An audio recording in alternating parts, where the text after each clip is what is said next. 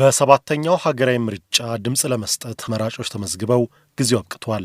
ለዘንድሮ ምርጫ ከተለመደው የማኑዋል ወይንም በእጅና ወረቀት በተጨማሪ ምርጫ በተባለ መተግበሪያ መራጮች የተመዘገቡበት ነው።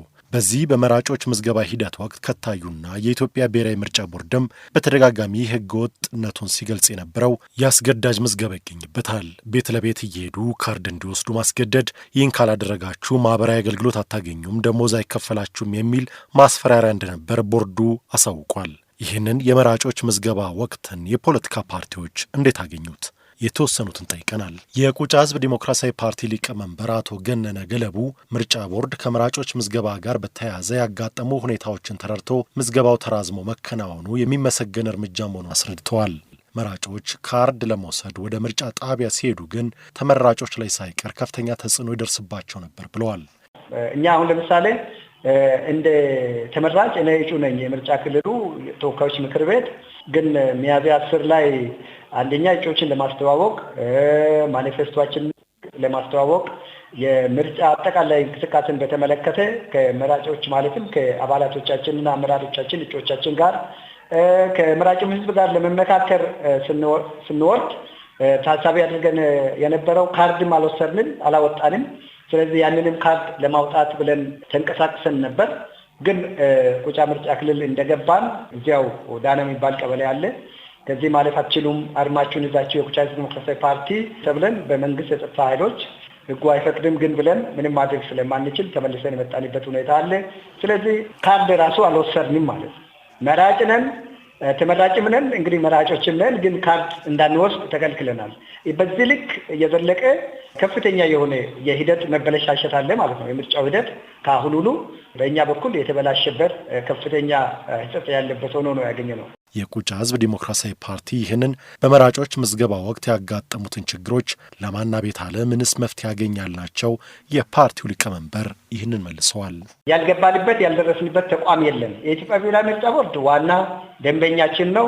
የኢትዮጵያ ሰብአዊ መብቶች ኮሚሽን፣ የኢትዮጵያ ህዝብ እንባ ጠባቂ ተቋም፣ ሰላም ሚኒስቴር፣ ፍትህ ሚኒስቴር፣ ፌዴሬሽን ምክር ቤት፣ ተወካዮች ምክር ቤት እንግዲህ ያልገባንበት ተቋም የለም። በደቡብ ኢትዮጵያ ክልልም በተመሳሳይ ማለት ነው ያልተገባበት። እንዲያውም ብልጽግና ፓርቲ እስከ ፌደራል ወይም ዋናው ብልጽግና ፓርቲ ጽሕፈት ቤት ድረስ በተዋረድ ባሉት በሁሉም አቅርበናል። እስካሁን ባለው አሳሪ መፍትሄ አልተገኘም፣ አልመጣም። ሌላው ያነጋገርነው ነጻነትና እኩልነት ፓርቲ ነው። የፓርቲው የምርጫ ጉዳዮች ኃላፊ የሆኑት አቶ ከማል ሰይድ በመራጮች ምዝገባ ሂደት ወቅት ካጋጠሙት መካከል ይገኝበታል ብለዋል።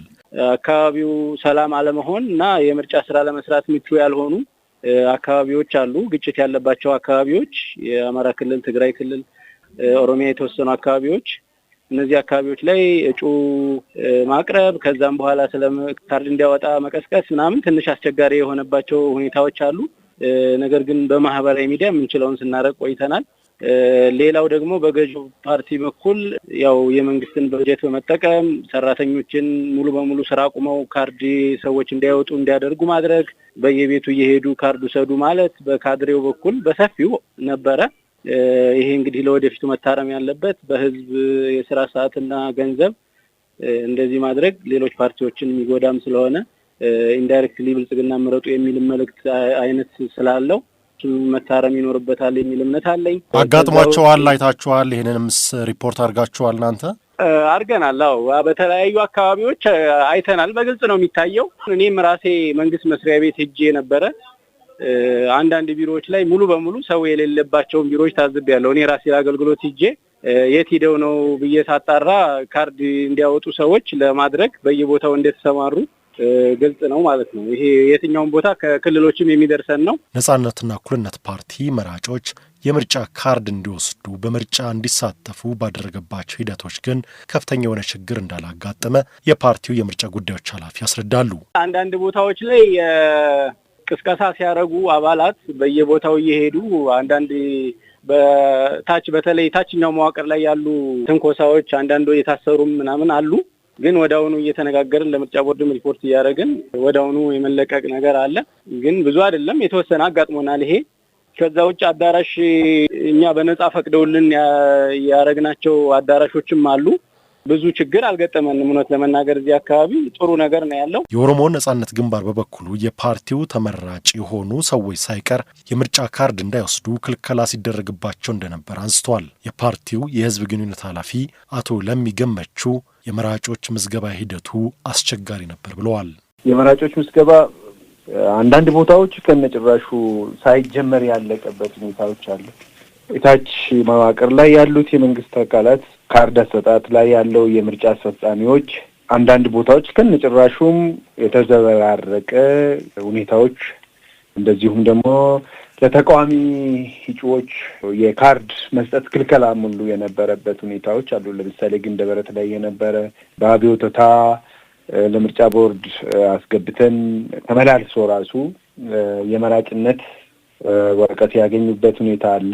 እንደዚሁም አይራ ጉልሶ ምርጫ ክልል ላይም በተመሳሳይ መልኩ አንሰጥም ብሎ መራጭ ብቻ ሳይሆን የለሂጮች ራሱ ካርድ ክልከላዎች የነበረበት ሁኔታዎች ነው የነበረ።